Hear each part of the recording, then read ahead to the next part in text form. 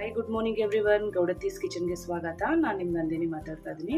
ಇವತ್ತೆಲ್ರಿಗೂ simple ಆಗಿ ಮತ್ತು ಮನೇಲಿ ಇರುವಂಥ ಇಂಗ್ರೀಡಿಯೆಂಟ್ಸ್ಗಳನ್ನ ಹಾಕ್ಕೊಂಡು ಒಂದು ಹೋಟ್ಲುಗಿಂತಲೂ ಅದ್ಭುತವಾದ ರುಚಿಯಾಗಿರುವಂಥ ಒಂದು ವೆಜ್ ಕರಿ ರೆಸಿಪಿನ ಇವತ್ತು ನಾನು ನಿಮಗೆ ತೋರಿಸ್ತಾ ಇದ್ದೀನಿ.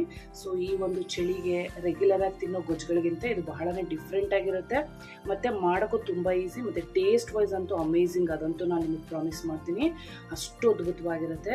ಸೊ ಈ ಸಿಂಪಲ್ ಇಂಗ್ರೀಡಿಯೆಂಟ್ಸ್ಗಳನ್ನ ಹಾಕ್ಕೊಂಡು ಸಿಂಪಲ್ಲಾಗಿ ಈ ಒಂದು ವೆಜ್ ಕರಿ ಹೇಗೆ ಮಾಡೋದು ಅಂತ ನಾನು ತೋರಿಸ್ತೀನಿ. ಒಂದು ಮಿನಿಮಮ್ ಅಂತೂ ನಿಮಗೆ ಇಡ್ಲಿ ಬೇಗ ಮುಂಚೆಯಿಂದನೇ ವೆಜಿಟೇಬಲ್ಸ್ ಎಲ್ಲ ಕಟ್ ಮಾಡಿ ಇಟ್ಕೊಂಡಿದ್ರೆ ಒಂದು 10 ನಿಮಿಷದಲ್ಲೇ ರೆಡಿ ಆಗಿಬಿಡುತ್ತೆ. ಅಷ್ಟು ಅದ್ಭುತವಾಗಿರುತ್ತೆ.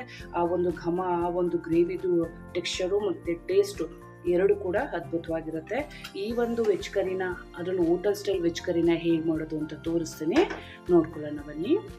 ನೋಡಿ, ಮೊದಲಿಗೆ ಜಾಸ್ತಿ ಏನು ಬೇಡ, ನಿಮ್ಗೆ ಅನುಕೂಲಕ್ಕೆ ಗ್ರೇವಿಗೆ ಎಷ್ಟು ಬೇಕೋ ಅಷ್ಟು ನೋಡಿಕೊಂಡು ಸ್ವಲ್ಪ ತೆಂಗಿನ ತುರಿ ಅಂದರೆ ಫ್ರೆಶ್ ಆಗಿರುವಂಥ ತೆಂಗಿನ ತುರಿಯನ್ನು ಸೇರಿಸ್ಕೊಳ್ಳಿ. ನಾನಿಲ್ಲಿ ಸುಮಾರು 4ರಿಂದ 5 ಜನಕ್ಕೆ ಆಗೋಷ್ಟು ಮಾಡ್ತಾಯಿದ್ದೀನಿ. ಆ ತೆಂಗಿನ ತುರಿಗೆ ನೋಡಿ ಒಂದು ಸ್ವಲ್ಪ ರೆಗ್ಯುಲರ್ ಕಡಲೆನ ಹಾಕ್ಕೊಳ್ಳಿ. ಹಾಗೆಯೇ ಇದಕ್ಕೆ ದಪ್ಪದಾಗಿದ್ದರೆ 1 ಏಲಕ್ಕಿ ಹಾಕ್ಕೊಳ್ಳಿ, ಸಣ್ಣದಾಗಿರೋದ್ರಿಂದ ನಾನು 2 ಏಲಕ್ಕಿನ ಸೇರಿಸ್ಕೊತಾ ಇದ್ದೀನಿ. ಹಾಗೆಯೇ ಇದಕ್ಕೆ ಸ್ವಲ್ಪ ಗೋಡಂಬಿ ಹಾಕ್ಕೊಳ್ಳೇಬೇಕು, ತುಂಬ ಟೇಸ್ಟ್ ಕೊಡೋದೆ ಈ ಗೋಡಂಬಿ. ಹಾಗೆ ಜೊತೆಗೆ ನೀವು ಎಷ್ಟು ಗ್ರೇವಿ ಮಾಡ್ತಾಯಿದ್ದೀರ ಅಷ್ಟಕ್ಕೆ ನೋಡಿಕೊಂಡು ಬೆಳ್ಳುಳ್ಳಿ ಹಾಗೆ ಶುಂಠಿ. ನಾವಿಲ್ಲಿ ಖಾರಕ್ಕೆ ಬೇರೆ ಏನು ಯೂಸ್ ಮಾಡ್ತಾ ಇಲ್ಲ, ಸೊ ಹಾಗಾಗಿ ಹಸಿಮೆಣಸಿನಕಾಯಿ ಹಾಕುತ್ತಾ ಇದ್ದೀನಿ. ಇದು ತುಂಬ, ಈ ಗ್ರೇವಿ ತುಂಬ ಸ್ಪೈಸಿ ಇದ್ದರೆ ಚೆನ್ನಾಗಿರೋದಿಲ್ಲ, ಹಾಗಾಗಿ ಸ್ವಲ್ಪ ಕಮ್ಮಿನೇ ಹಾಕ್ಕೊಳ್ಳಿ. ನೋಡಿ, ಈಗ ಇದಕ್ಕೆ ಅನುಗುಣವಾಗಿ ಗರಂ ಮಸಾಲ ನಾನು ಇದನ್ನೆಲ್ಲ ರುಬ್ಬಕ್ಕೆ ಹಾಕೋತಾ ಇದ್ದೀನಿ. ಹಾಗೆಯೇ ಇದಕ್ಕೆ ಒಂದು 1/4 ಟೀ ಸ್ಪೂನಿಂದ ಜಾಸ್ತಿ ಅರಿಶಿನ ಪುಡಿ. ನೋಡಿ, ಇಷ್ಟೆಲ್ಲ ಹಾಕಿದ್ಮೇಲೆ ಮೇನ್ ಇಂಗ್ರೀಡಿಯೆಂಟ್ಸೇ ಈ ಒಂದು ವೆಜ್ ಕರಿಗೆ ಈ ಒಂದು ಸೋಂಪು ಕಾಳು. ಇದನ್ನು ಅಷ್ಟೇ ತುಂಬ ಜಾಸ್ತಿ ಸೇರಿಸ್ಬೇಡಿ, ಫ್ಲೇವರ್ ಜಾಸ್ತಿ ಆಗ್ತದೆ. ಸೊ ಗ್ರೇವಿಗೆ ಎಷ್ಟು ಬೇಕು ಕ್ವಾಂಟಿಟಿಗೆ ನೋಡ್ಕೊಂಡು ಹಾಕೊಳ್ಳಿ. ಸೊ ಈಗ ಇದನ್ನೆಲ್ಲ ಹಾಕಿ ನಾನು ಸ್ವಲ್ಪ ನೀರನ್ನು ಸೇರಿಸ್ಕೊಂಡು ಪೇಸ್ಟ್ ಮಾಡ್ಕೋತೀನಿ. ನೋಡಿ, ಈಗ ಒಂದು ಕುಕ್ಕರ್ ಇಟ್ಕೊಳ್ಳಿ. ನಾನು ಪ್ರೆಷರ್ ಕುಕ್ಕರಲ್ಲಿ ಡೈರೆಕ್ಟಾಗಿ 1 ವಿಷಲ್ ಹೊಡಿಸ್ಕೊತೀನಿ ಸಾಕು. ಹಾಗಾಗಿ ನಿಮಗೆ ವಿತಿನ್ 15 ಮಿನಿಟ್ಸ್ ಒಳಗಡೆ ಈ ಒಂದು ವೆಜ್ ಕರಿ ಸ್ಟಾರ್ಟ್ ಆಗುತ್ತೆ, ಅಂದರೆ ರೆಡಿ ಆಗಿಬಿಡುತ್ತೆ. ನೋಡಿ, ಕುಕ್ಕರ್ಗೆ ಸ್ವಲ್ಪ ಎಣ್ಣೆ ಜಾಸ್ತಿನೇ ಹಾಕೊಳ್ಳಿ, ಅಂದರೆ ತುಂಬ ಓವರಾಗಿ ಹಾಕ್ಕೊಂಡ್ಬಿಡಿ. ನಾನು ಒಂದು 2 ಟೇಬಲ್ ಸ್ಪೂನ್ ಹಾಕ್ಕೊಂಡಿದ್ದೀನಿ.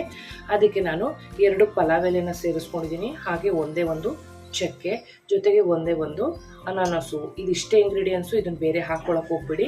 ಇದಿಷ್ಟು ಸ್ವಲ್ಪ ಎಣ್ಣೆನಲ್ಲಿ ಫ್ಲೇವರ್ ಬಿಟ್ಕೊಂಡ್ಮೇಲೆ ಒಂದು ಮೀಡಿಯಮ್ ಸೈಜ್ ಈರುಳ್ಳಿನ ಈ ಥರ ರಫ್ ಆಗಿ ಚಾಪ್ ಮಾಡ್ಕೊಂಡು ನಾವು ಇದನ್ನು ಲೈಟಾಗಿ ಫ್ರೈ ಮಾಡ್ಕೋಬೇಕು.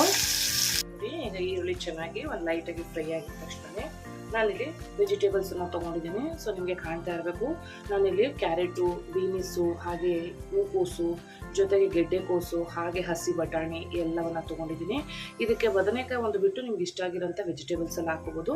ಬಟ್ ಈಗ ನಾನೇನು ತೋರಿಸ್ತಾ ಇದ್ದೀನಿ ಇಷ್ಟು ಹಾಕಿದ್ರೇ ಒಂದು ಬಹಳನೇ ಟೇಸ್ಟಿಯಾಗಿರೋಂಥ ಒಂದು ಕುರ್ಮಾ ಅಥವಾ ವೆಜ್ ಕರಿ ಸಿಗುತ್ತೆ. ಸೊ ಈಗ ಇದನ್ನು ನಾವು ಡೈರೆಕ್ಟಾಗಿ ಇದಕ್ಕೆ ಸೇರಿಸ್ಕೊಂಡು ಸ್ವಲ್ಪ ಲೈಟಾಗಿ ಫ್ರೈ ಮಾಡ್ಕೊಳ್ಳೋಣ, ಜಾಸ್ತಿ ಬೇಡ. ಸೊ ಇದಕ್ಕೆ ಸ್ವಲ್ಪ ಉಪ್ಪನ್ನು ಸೇರಿಸ್ಕೊಂಡು ಫ್ರೈ ಮಾಡ್ಕೊಳ್ಳೋಣ. ನೋಡಿ, ಈಗ ನಾನು ಒಂದು 2 ಸೆಕೆಂಡು ಚೆನ್ನಾಗಿ ಹೈ ಫ್ಲೇಮಲ್ಲಿ ಆ ವೆಜಿಟೇಬಲ್ಸ್ನ ಫ್ರೈ ಮಾಡ್ಕೊಂಡಿದ್ದೀನಿ. ಈಗ ಒಂದು ಮೀಡಿಯಮ್ ಸೈಜ್ದು ಟೊಮೆಟೊನ ತೊಗೊಂಡಿದ್ದೀನಿ. ಇದು ಹುಳಿ ಟೊಮೆಟೊನು, ಸೊ ನಾನಿಲ್ಲಿ ನಾಟಿನೇ ಯೂಸ್ ಮಾಡಿದ್ದೀನಿ. ನೀವು ಕೂಡ ಅದನ್ನೇ ಹಾಕೊಳ್ಳಿ, ತುಂಬ ಚೆನ್ನಾಗುತ್ತೆ. ಮೀಡಿಯಮ್ ಸೈಜ್ದು, ಜಾಸ್ತಿ ಬೇಡ. ಸೊ ಇದನ್ನು ಹಾಕಿ ಮತ್ತೆ ಒಂದು 2 ಸೆಕೆಂಡು, ಜಾಸ್ತಿ ಬೇಡ, ಚೆನ್ನಾಗಿ ಒಂದು ಸಲ ಫ್ರೈ ಮಾಡ್ಕೊಳ್ಳೋಣ. ನೋಡಿ, ಈಗ ಚೆನ್ನಾಗಿ ಟೊಮೆಟೊ ಹೊತ್ತಿಗೆ ನಾನು ಫ್ರೈ ಮಾಡ್ಕೊಂಡ್ಮೇಲೆ ರುಬ್ಬಿದಂಥ ಪೇಸ್ಟನ್ನು ಸೇರಿಸ್ಕೊಳ್ಳೋಣ. ಸೊ ಇದನ್ನ ಹಾಕಿ ಜಾಸ್ತಿ ಬೇಡ, ಒಂದು 3ರಿಂದ 4 ಸೆಕೆಂಡು ಹೈ ಫ್ಲೇಮಲ್ಲಿ ಇಟ್ಕೊಂಡು ಚೆನ್ನಾಗಿ ಫ್ರೈ ಮಾಡ್ಕೊಳ್ಳೋಣ. ಈಗ ಕುದೀತಾ ಇದೆ, ಚೆನ್ನಾಗಿ ಫ್ರೈ ಮಾಡ್ಕೊಂಡಿದ್ದೀನಿ. ಅಲ್ಲಿವರೆಗೂ ನೀರನ್ನು ಸೇರಿಸೋದು ಬೇಡ. ಸೊ ಈಗ ನಾನು ಇವತ್ತು ಇಡ್ಲಿಗೆ ಮಾಡ್ತಾ ಇರೋದ್ರಿಂದ ನಿಮ್ಮ ಗ್ರೇವಿಗೆ ಎಷ್ಟು ಬೇಕೋ ಅಷ್ಟು ನೀರನ್ನು ಸೇರಿಸ್ಕೊಳ್ಳಿ. ನಾನಿಲ್ಲಿ ರುಬ್ಬಿದಂಥ ಜಾರ್ದು ಸ್ವಲ್ಪ ನೀರನ್ನು ಸೇರಿಸ್ಕೊತಾ ಇದ್ದೀನಿ. ನೋಡ್ಕೊಳ್ಳಿ, ಸಾಕು, ತುಂಬ ತೆಳ್ಳಗೂ ಬೇಡ, ಹಾಗೆ ತುಂಬ ಗಟ್ಟಿಗೂ ಇರಬಾರ್ದು. ಒಂದು ಆ ಸ್ಟೇಜಲ್ಲಿ ನಾವು ಈ ಗ್ರೇವಿನ ಮಾಡ್ಕೊಳ್ಳೋಣ. ಈಗ ನಾನು ತೋರಿಸ್ತಾ ಇರೋದು ಇಡ್ಲಿಗೆ ಆಗಿರೋದ್ರಿಂದ ನಾನು ಲೈಟಾಗಿ ಸ್ವಲ್ಪ ಗ್ರೇವಿನ ಜಾಸ್ತಿ ಮಾಡ್ಕೊತಾ ಇದ್ದೀನಿ, ಯಾಕೆಂದರೆ ಮತ್ತೆ ಸ್ವಲ್ಪ ಲೈಟಾಗಿ ಗಟ್ಟಿ ಆಗುತ್ತೆ, ಜಾಸ್ತಿ ಆಗೋದಿಲ್ಲ. ನೋಡಿ, ಈಗ ನೀವು ಇದಕ್ಕೆ ಉಪ್ಪನ್ನ ನೋಡ್ಕೊಳ್ಳಿ. ಪರ್ಫೆಕ್ಟಾಗಿ ನಾನು ತರಕಾರಿಗೆ ಹಾಕ್ಕೊಂಡಿದ್ದೀನಿ, ಉಪ್ಪು ಇಷ್ಟಿರಬೇಕು.